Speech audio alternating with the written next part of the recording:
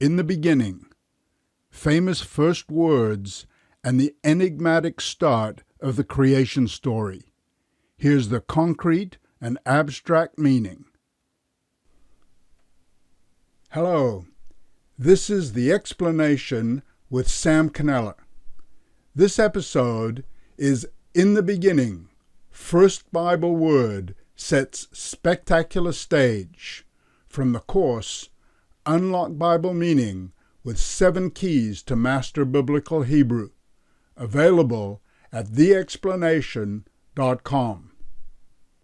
In the beginning, First Bible Word Sets Spectacular Stage. In the beginning, famous first words of the enigmatic start of the creation story. Here's the concrete and abstract meaning. Did you know that the first word of the Bible in the book of Genesis is actually the word head? There, translated by probably the best-known Bible quotation, in the beginning.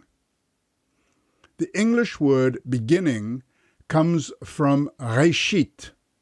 That's Strong's H7225. This is the moment you get to practice. Go to unlockbiblemeaning.com. You'll already be in Genesis chapter 1.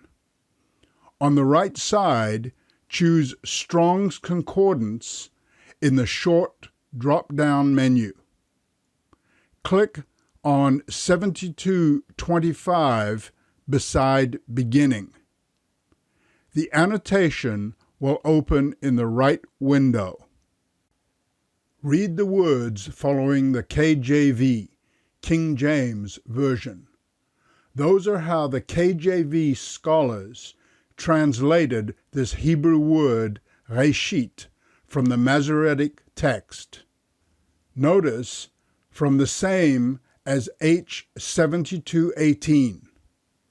Click on H7218 and you'll see the reference display just above the present one. What allows Strong to state from the same as? Notice the letters in the spelling. You don't have to read this. Just compare the 3 letters rosh from right to left, resh, aleph, shin, pronounced rosh. The 3 letters are identical for H7225 and H7218.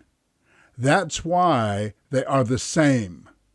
Again, we see how the KJV renders this word.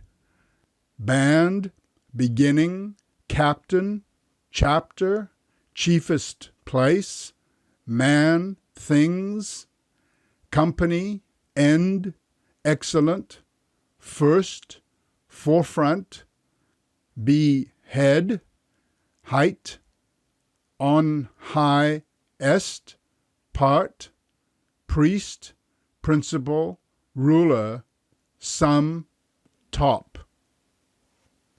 Sam's reflections. Note that this confirms both key 1, multiple English words for one biblical Hebrew word. Same with key 2, contrasting meanings. Did you notice be head? That's very much in contrast to head. 2 Samuel chapter 4 verse 7 refers to the head of the son of Saul who was beheaded. As you continue your study, with practice, you'll see multiple keys attached to the same biblical Hebrew word. Realize you're understanding the meaning of the original Hebrew without having to learn any grammar or vocabulary, not even the alphabet. That's what this course is all about. Unlocking Bible meaning via biblical Hebrew with no fuss.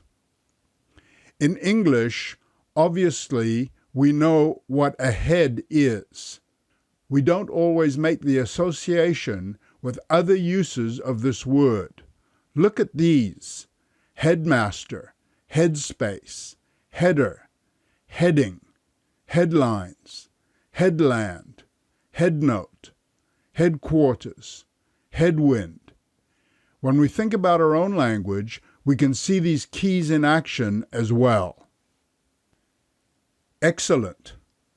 Click on Hebrew Concordance for H7218 at the bottom of Strong's annotation.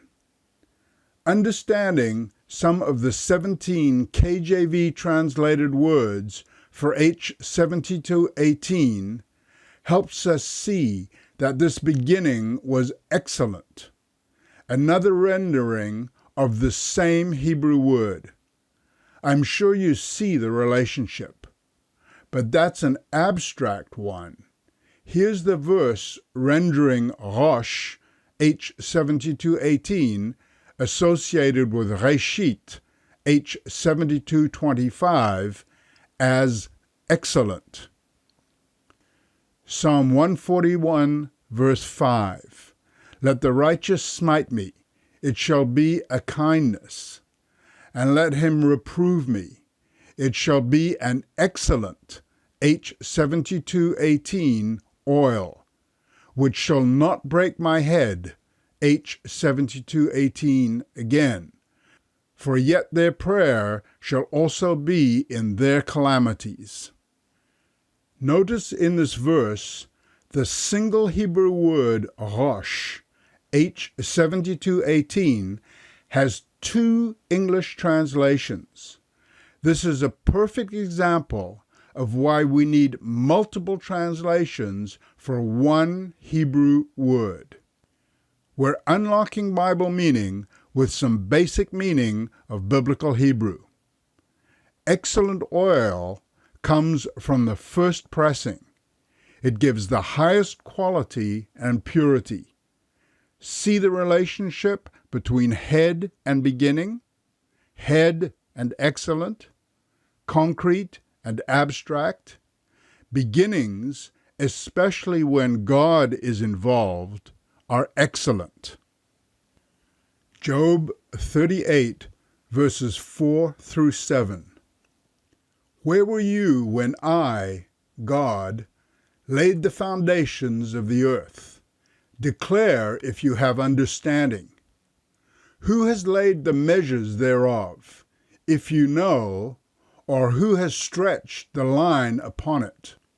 Whereupon are the foundations thereof fastened? Or who laid the cornerstone thereof? When the morning stars sang together, and all the sons of God shouted for joy, because the beginning was excellent. Psalm 104, verses 5 through 16. Who laid the foundations of the earth, that it should not be removed forever? He, God, sends the springs into the valleys, which run among the hills.